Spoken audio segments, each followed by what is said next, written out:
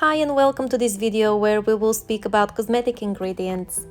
Cosmetics may contain a large number of different ingredients from different nature and with different properties. According to the function they perform in the cosmetic product, we can establish four main groups of ingredients, which are active ingredients, excipients, correctors, and additives, which can be preservatives, coloring agents, or perfumes.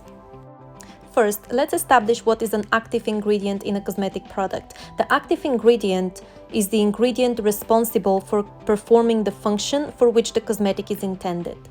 So if we have, for example, if we have a cream that is intended for dry skin, the active ingredient would be the ingredient which will have the properties to moisturize our skin.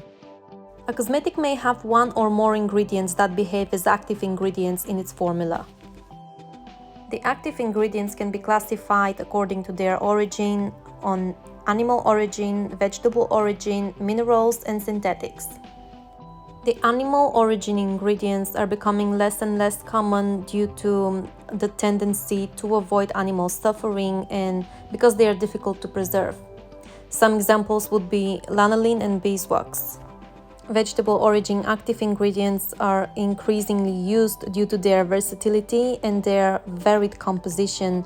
They are very easy to incorporate into the formulas, and there is a wide selection on the market depending on the desired effects or the mechanism of action. Some examples would be olive oil, plant extracts like mallow, alti, juices like aloe, etc. The mineral active ingredients are mainly used for decorative cosmetics like makeup and also as physical filters in sunscreens. For example, titanium dioxide and iron oxide.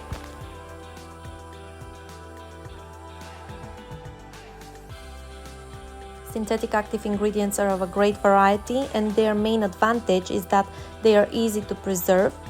They are mainly used as emulsifiers, but also as thickeners. Some examples are acrylic polymers and silicones. We also can classify the active ingredients depending on their effects. For example, cleansers and foaming agents, that would be lauryl sulfates and alkyl betanes. Exfoliants could be hydroxy acids, glycolic acid, enzymes, bromelain, fruit granules, jojoba granules, collagen. Humectants and moisturizers as an active ingredients would be glycols, amino acids, urea, aloe, and MF derivatives.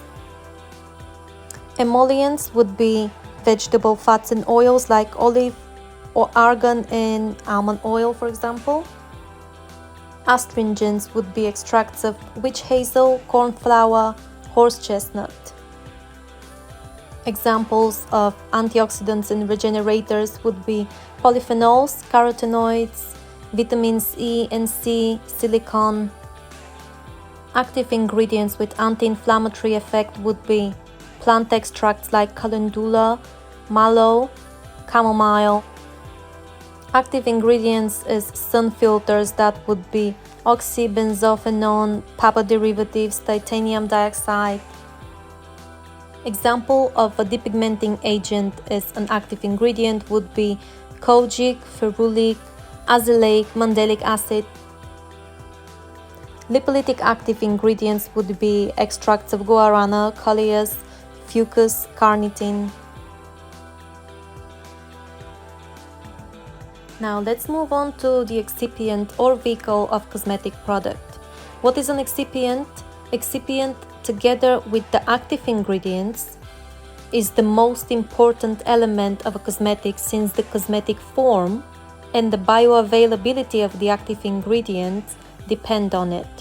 It is also called the vehicle, as it is the medium that transports the other components of the cosmetic. The most common excipient in cosmetics is water. The choice of excipient is key in cosmetic formulation for the following reasons. The penetration of the active ingredients through the skin depend on it, as well as also the correct release of the active ingredients and therefore its bioavailability, the greater or lesser permanence of the cosmetic on the skin, and also the form of presentation whether it be lotion, emulsion, tablet, powder, depend on it. Excipients are classified by their physical form into solids, for example, makeup powders, lipsticks, liquids, lotions and tonics, perfumes, etc., and semi-fluids, milks and creams.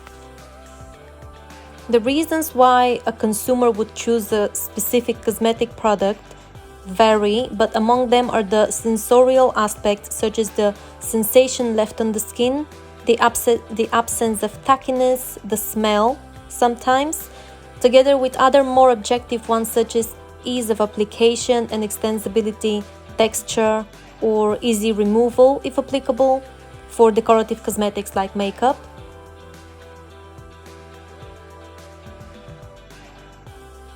To achieve the optimal texture and applicability characteristics of the cosmetic, we have to use concealers, or in other words, correctors. The function of correctors very often is to achieve the right physicochemical state of the formula. Such is the case of pH regulators, buffers, or thickeners, which influence the final quality of the formula. Therefore, we can define correctors as the group of substances that improve the characteristics of the cosmetic in terms of the properties of its components or in terms of the application and quality of the cosmetic. Now let's have a look of the different groups of correctors that we have. So first we have rheological or consistency agents. These are ingredients that increase the consistency of the cosmetic or stabilize some types of excipients.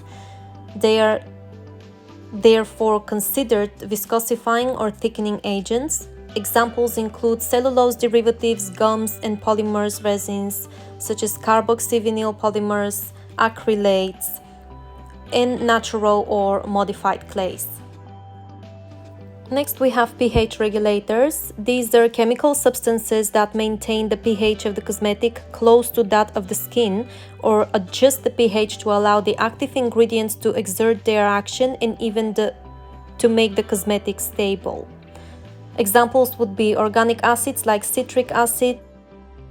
Then we have co-solvents, which are water-soluble products that facilitate the dissolution of some active products. For example, ethanol is used to dissolve menthol in water.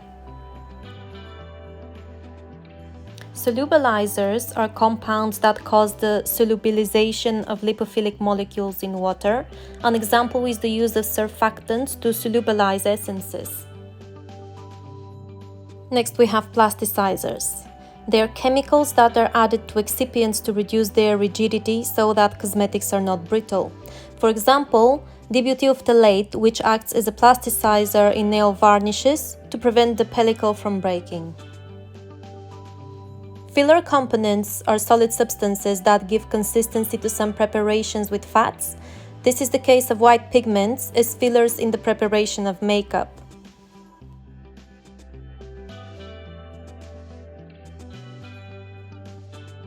Sequestering or chelating agents capture metal ions from the medium, thus preventing them from modifying the properties of some cosmetic components. The most commonly used one is EDTA. And finally, we have light-reflecting substances which are added to some creams or foundations to add luminosity and fantasy. For example, mica coated with metal oxides. And finally, we have additives. Additives are products that are added to cosmetics to prevent their deterioration and improve their presentation. They are included in very low proportions and they are listed at the end of the cosmetic formula.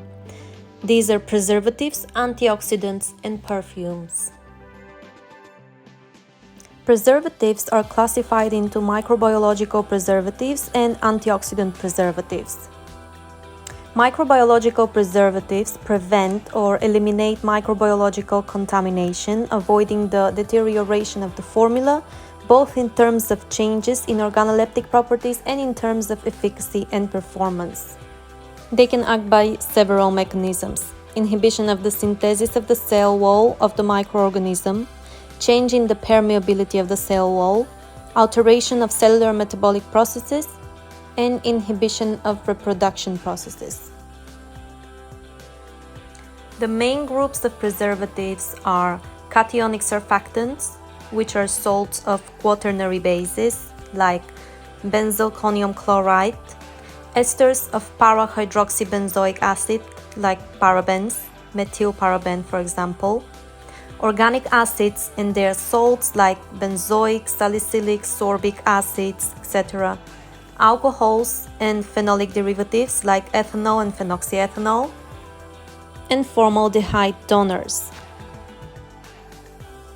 Antioxidant preservatives act by preventing oxidative chain reactions by suppressing the formation of free radicals or by introducing substances into the formula that react with the free radicals that are formed.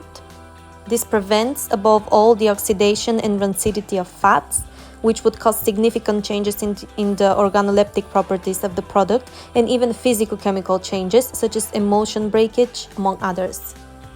The most commonly used antioxidants are phenolic antioxidants, like tocopherols, for example, vitamin E derivatives, alkyl galates, gallic acid esters, like methyl galate, propyl galate, etc., butylated hydroxyanisole BHA, and butylated hydroxytoluene BHT, which are enhanced by the addition of EDTA and citric acid.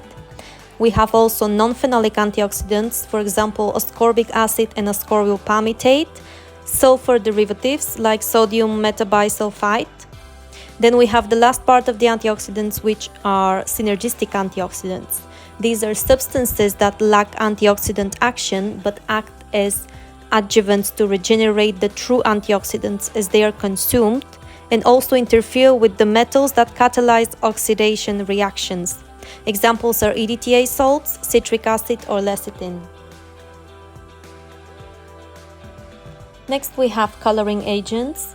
They are chemical compounds which, when incorporated into different formulations, provide a certain degree of color by absorbing, reflecting, transmitting, and/or scattering light in the visible region of the spectrum. Colorants are registered in the Color Index, which is an international naming system for identifying colorants authorized for use in cosmetic formulations. Each colorant is referenced by the letters CI, followed by numbers together with a generic name. For example, CI 61570 is a green colorant called green dye.